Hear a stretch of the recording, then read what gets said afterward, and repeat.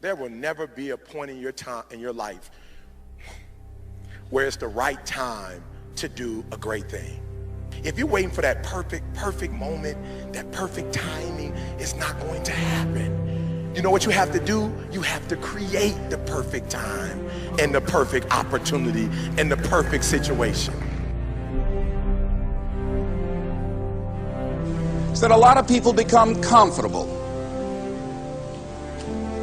They stop growing. They stop wanting anything. They become satisfied. People getting ready to go to jobs that they don't like.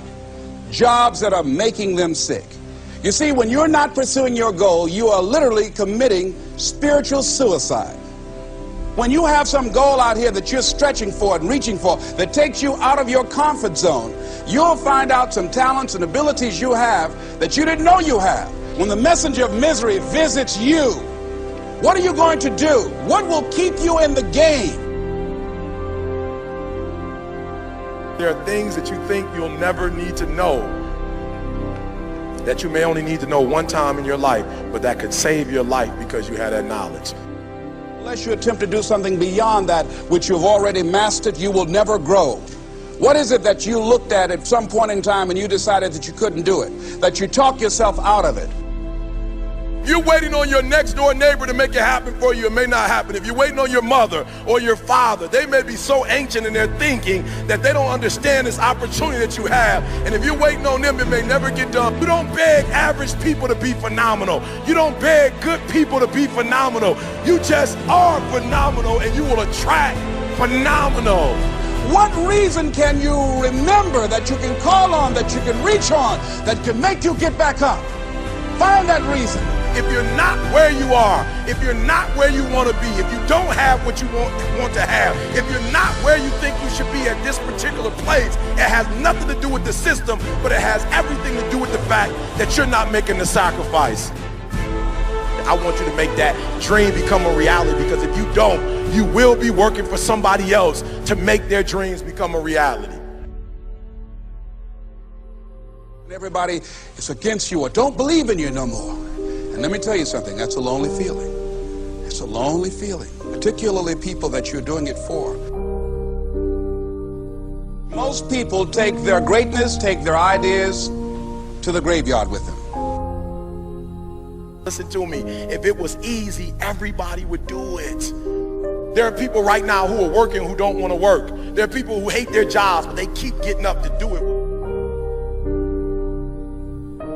The wealthiest place on the planet is the graveyard. Because in the graveyard we will find inventions that we never ever were exposed to. Ideas, dreams that never became reality. Hopes and aspirations that were never acted upon. Question is, what are you going to do with your time? What drives you? And greatness is a lot of small things done well.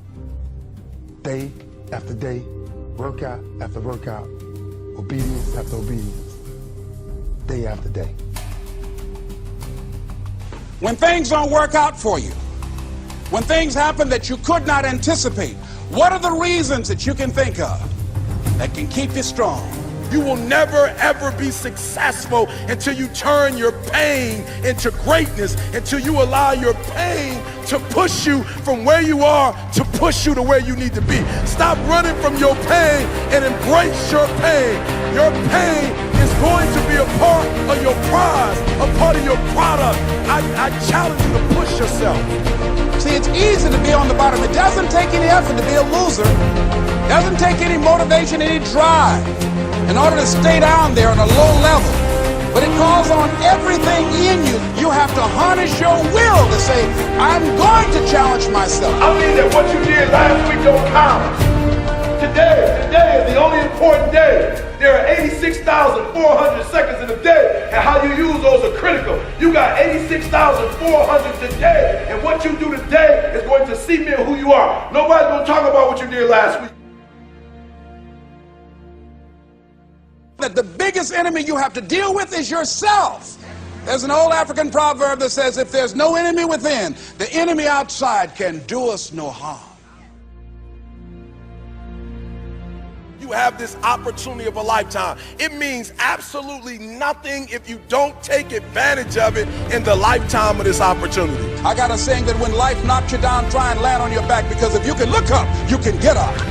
If you want a thing bad enough to go out and fight for it, to work day and night for it, to give up your time, your peace, and your sleep for it, if all that you dream and scheme is about it, and life seems useless and worthless without it.